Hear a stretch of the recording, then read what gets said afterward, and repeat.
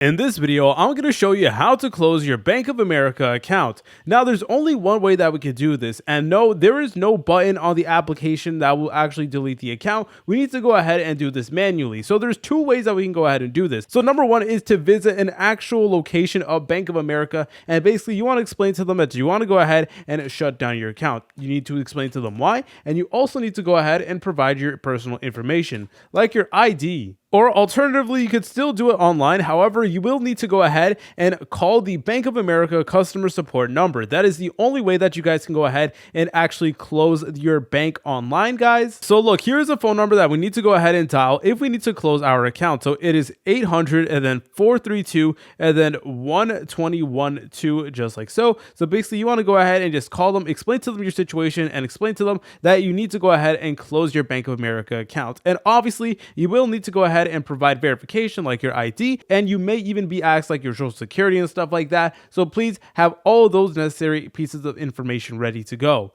If you guys found this video helpful, make sure to leave a like and subscribe. I'll see you in the next tutorial.